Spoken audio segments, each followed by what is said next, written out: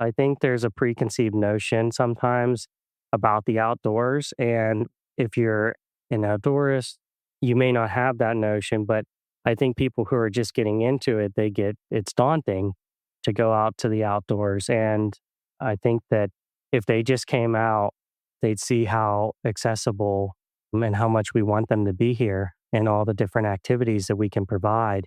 We're here for them. Without them, we wouldn't be here. So I think just getting out there and giving us a little bit of trust and we will show you what it's all about and give you everything that you need.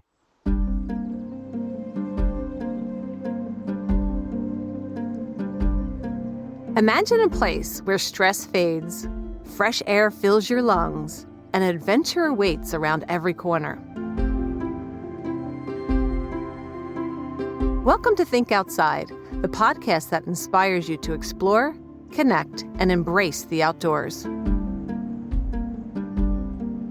Welcome to Think Outside with the Pennsylvania Parks and Forest Foundation.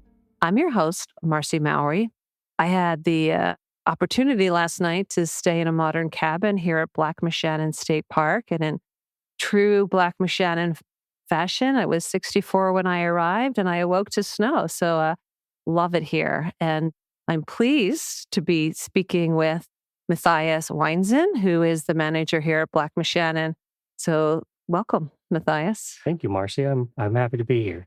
Can we just start with what does the name Moshannon mean? Yeah, so there's like two parts to it. So we'll start with the first part is black. So the waters here are very dark, as you'll notice, and that comes from the tannins from the sphagnum moss in the bog. So it acts as like a giant tea bag, and it dyes the waters black. So that's where black comes from. And then Moshannon comes from the Native Americans. They named it Moose Creek, Moshannon. So Moss Hannah, our trail. And that's what that's named after. So Moshannon. Wonderful. So a big overview of the park. I was kind of intrigued. You mentioned a bog. So if you could give our listeners a big overview of what they would find here. Yeah. So the bog area is it's a 2,000 acre natural wetland, and it has all kinds of different vegetation in it. So the difference between like a bog and a swamp or a marsh is just going to be what is primarily there. So in a bog, we have mainly sphagnum moss. So you'll see a lot of sphagnum moss. And then we also have 3 carnivorous plants. And then in addition to that, we also have blueberry and cranberry plants, which is wonderful. In July, you can come out and pick them on the bog trail. And then it's also very good for our ecosystem. So right now you have the migration taking place and just seeing all of the over 200 species of birds flying over and landing in the wetland is wonderful. Very nice. I noticed that I guess the deluxe camping cottages one was blueberry and one was cranberry. Yes. And then we have our cabin 20. It's newly named Winterberry Lodge. Oh, okay. So you have winterberry as well. Yes. I love how it reflects what you can find here at Yes. the park. So in addition to the bog, what other things would people find here at the park? Yeah. So we have 22 miles of trails, and they range from all different difficulty levels. So we have some really easy trails. Our feature trail, like I mentioned, was the bog trail. It's about a quarter mile. Highly recommend to everybody. It's fully accessible. And then we have some longer ones like our Moss Hannah Trail, which is 7 miles. And then we have some with our elevation with the ski slope trail. In addition to that, we also have a beach. On the beach, we have concrete cornhole boards, volleyball net. The beach is about 200 yards long, fully sanded. And then there's also a playground. And then we have approximately 80 campsites, differences of water, electric, tent sites. And then we have 23 roofed overnight facilities. And then this is also a CCC era park. So we have 30 facilities that were built by the CCC and still maintained and actively used. And most of those are our overnight facilities as well. So really unique thing that we have going on here. A lot of history. In addition to that, you have your fishing, kayaking, hunting. This lake is about 4 to 6 feet deep in most areas. So it's really big with the kayakers and paddle boarders. And if somebody doesn't have their own kayak or paddleboard, is there opportunities for them? Yeah. So we have a bunch of programs throughout the summer that they can come out and learn how to use the kayaks and paddle boards with our Parks educator. and then that'll get them started. And then if they choose to go on with that activity, then they can purchase their own. And then we also have mooring rails and kayak rails that are for loan over the summer. You mentioned the mileage of hiking trails, and I used to come up here with some friends and we would do cross country skiing.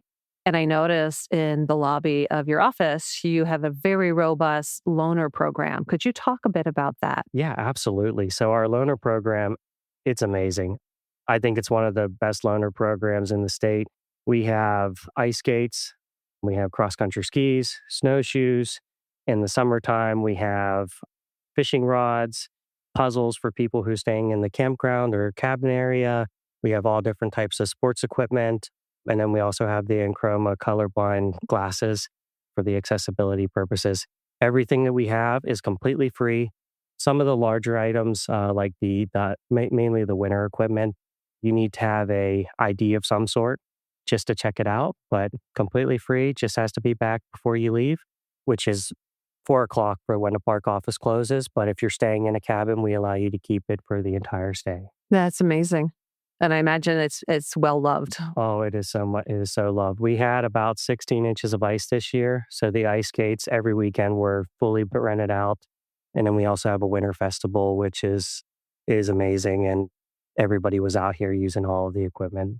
Before we jump to some of the festivals, because I know you do a lot of festivals, education, with 16 inches of ice, I imagine that ice fishing was very popular this year. Yes, it was extremely popular. So I live close to the park. And when I would come to work in the morning, the ice fishermen were out on the lake. When I would come home from work, the ice fishermen were out on the lake. When I would go to the store, they were out on the lake. They absolutely love it. It couldn't be me. It's a little too cold out there, but they love it. And yeah, they fish for the chain pickerel, the crappie, the bass, perch. So they're out there 24/7 when there's ice. This winter was so good for people who enjoy outdoor sports. Yes. Yeah, Yes, we it had a was. true winter. It was the first time that I've seen the snowshoes really get used. Typically, we just only have, 4 inches or so, and the snowshoes really don't get used that much. But there was a lot of people getting to learn how to snowshoe and use them appropriately. So that was awesome. And that's what I think is great about your loaner program is that it introduces people to an activity before they invest in it. Or in the case of snowshoes, maybe you don't want to invest because it's so hit or miss. But if Mhm. there's a place where you can go and borrow them or take a program and learn, that's really helpful. Absolutely. And it's just getting the word out. There's so many people that don't know that we have this learner program. And when they learn about it, it's like eye opening and they're here all the time. So we try all the time putting it out on Facebook and out on our pages just to get that out there because that's what it's here for. It's to get people out here and get them in the park and be more accessible and inclusive. Well, we're getting it out there right now, right there on the podcast. You had mentioned the festival. So can you share a little bit about some of the events that you have here? I'm like thinking of Women in the Wild, Yeah. Wild Child. You have summer festivals. Yes. I'll go from like the start of the year to the end of the year just to make it flow better. So we have our Winter Fest, which I mentioned.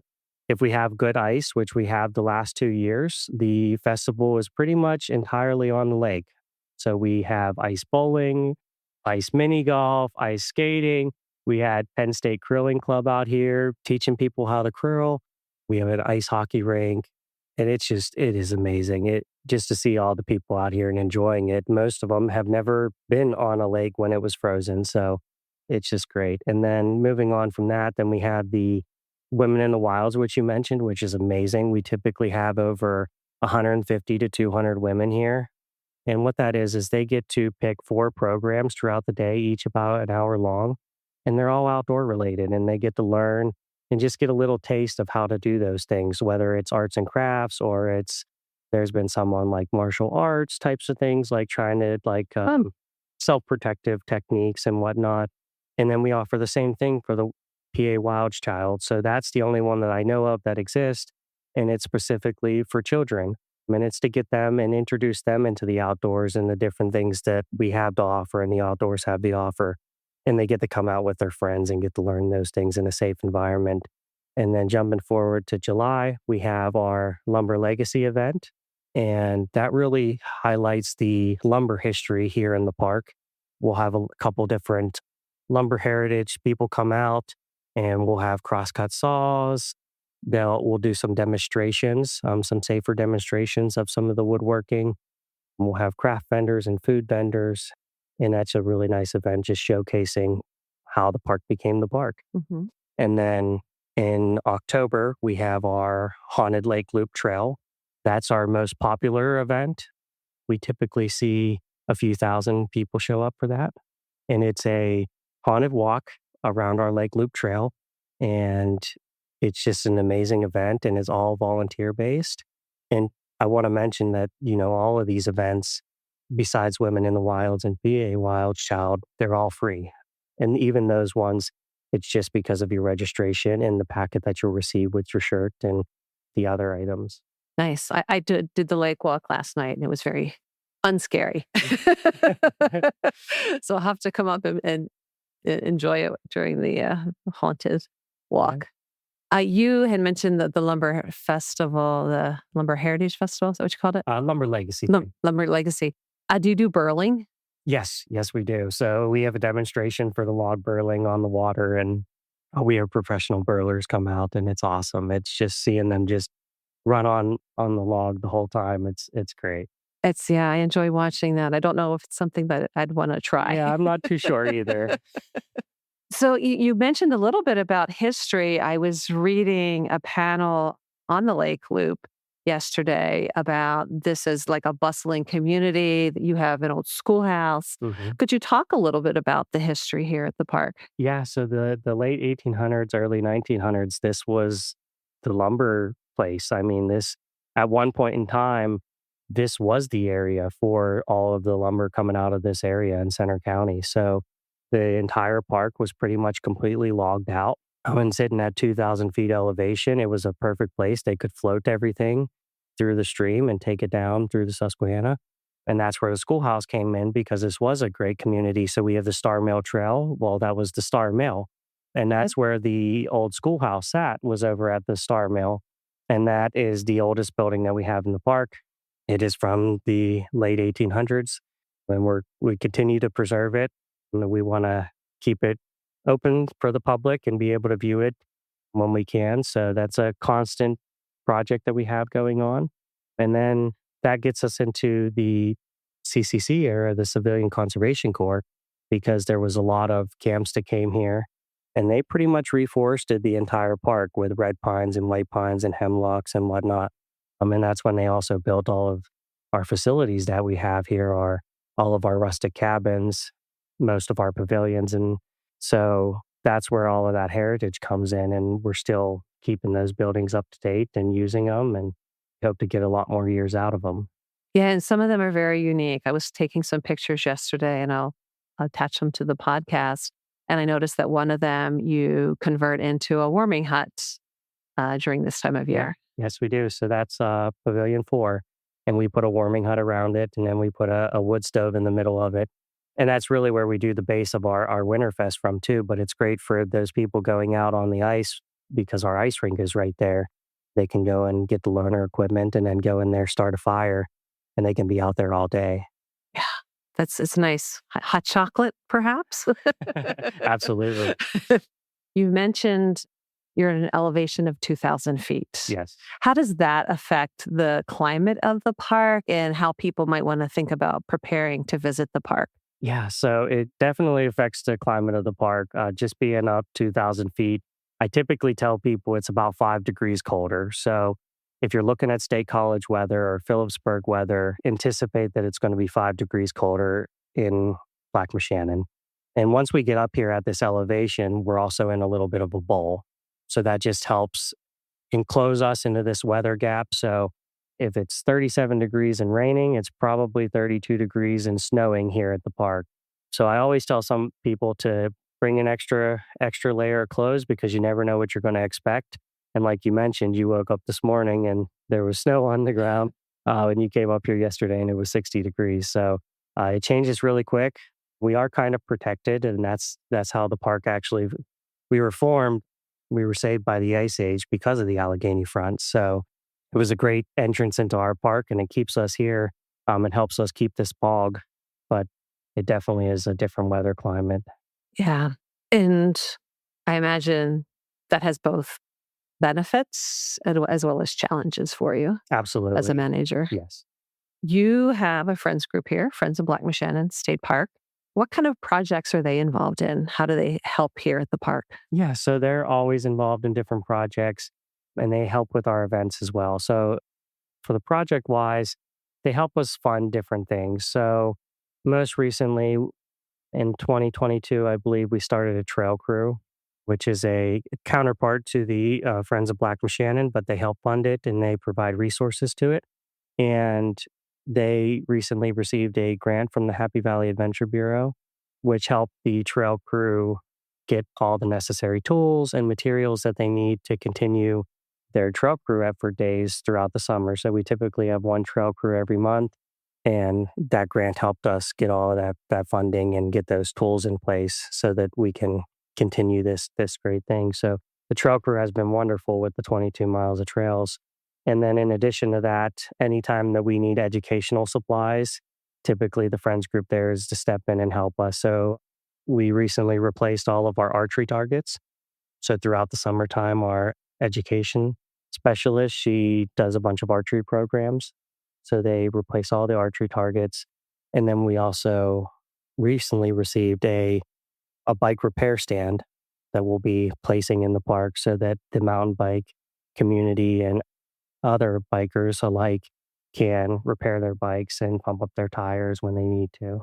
Yeah, and I think we should point out that while you have 22 miles of trail in the park, all varying degrees of challenge and length, you are surrounded by the Moshannon State Forest. So this actually serve as a springboard to engaging in longer hikes, different types of activities. Absolutely. Yeah. So there's 44,000 acres of Moshannon State Forest that surround us. And most notably, they have the Allegheny Front Trail, which is 41 miles long. And about 4 of those miles are within the park, but it's a great area for you to come and park and then go explore those trails. And you mentioned the bike repair station, and I think about camping in not just your campground, but in other state park campgrounds. I love watching the kids. They'll just ride loop and loop and Yeah. loop, and it's just such a safe place for them to be kids. It is. It is. It's awesome. And that's why we do what we do, right? Because we want to see that. We want to see everybody enjoying this area. And that's where it all comes to fruition when we're here in the summertime and we get to see everybody doing everything that they love and participating in new activities and seeing those kids ride those bikes loop after loop after loop. If you told them they were going to ride that long, they'd be like, no. But if I'd be curious to have a counter on, see how far they ride in a day. What would you like people to know when they're coming here? If they take one thing away from our conversation, what would that be? I think I would gear towards the fact that we're here for everybody and that they should really just come out and see what it's about because I think there's a preconceived notion sometimes about the outdoors. And if you're an outdoorist, you may not have that notion, but I think people who are just getting into it, it's daunting to go out to the outdoors. And I think that if they just came out, they'd see how accessible and how much we want them to be here and all the different activities that we can provide. I think that would be the biggest thing. And I think that can be said for all state parks and forests throughout Pennsylvania is that we're here for them. Without them, we wouldn't be here. So I think just getting out there and giving us a little bit of trust and we will show you what it's all about and give you everything that you need. And if you are a first time visitor, what do you recommend? I always recommend the bog trail. That is absolutely our forefront of the park, and it gets to show you everything that we have to offer here. To some extent, like I said, it's fully accessible. You get to see the blueberry and the cranberry plants, depending on the time of the year. The 3 carnivorous plants, the diverse wildlife that we have, the hemlocks driving back into there. So it's just a really unique spot in the park. My personal favorite would be the Star Mail Trail. You just go through a bunch of different ecosystems in the Star Mail Trail. So that's mine. And there's a bench that I like to sit at and read. So Personally, that's where I would go, but the bog trail is absolutely where everybody needs to go if it's their first time here. And I'm glad you mentioned that you like to sit and read because we all use the outdoors differently. We all experience it differently. So if it's reading or writing in your journal or being inspired to create a poem or art, all of those activities are welcome and they can be inspired by being in a place like Black Moshannon. Absolutely. And we're always looking to increase what we're offering too with our education. So we see somebody doing something out there that's different, that's a time for us to increase what we have and what we're offering so that there's more accessible means to those activities. Yeah. And you mentioned the 3 carnivorous plants. Let's just, like reduce fear and say that they're not human eating. In fact, they're probably tinier than you realize because I remember looking for them one time and is it the sundew? Yes, It's very tiny. Yes, the sundew, the bladderwort, and the pitcher plant. And yes, they are all very tiny, super unique, really cool to look at. But you really have to get close and maybe even take a picture with your camera and zoom in. And that's when you'll see the little hairs on them, or each one is different, but and how they eat the flies and mosquitoes and whatnot. Yeah, it's very unique to see. And I do recommend the bog trail as well. Yes. So Black Moshannon State Park is our park of the year. So congratulations. Thank you, Marci. On that. We'll be celebrating in May, but I think you described very well why it was selected. You have such a diverse amount of programming. Your loaner program is top notch. You're doing things here to really create a welcoming environment for visitors and, maintaining this special place for all of Pennsylvanians now and for future generations. So thank you for the work that you and your team do here at Black Moshannon State Park. Yeah, thank you, Marci. I just want to mention that it's the staff. The staff is absolutely amazing. So they do everything that they can to make this place as accessible and make everybody happy. Yeah, I think that state park staff, state forest staff are top notch. They understand that these places are where people are vacationing and they understand their role as stewards. Yes. And we can all be thankful for that. Absolutely. Yes. Well, thank you, Mathias. Is there anything else that you'd like to add before we wrap up? I don't think so. Just wanted to thank you for your time and thank you for interviewing me. Yeah, great. Thank you. Thank you. Thank you for listening to Think Outside, where every episode invites you to discover new places, build confidence, and find inspiration in nature. Love the show? Subscribe for more inspiration, share with a fellow explorer, and let's keep thinking outside together. For more resources and inspiration, visit thinkoutsidepodcast.org.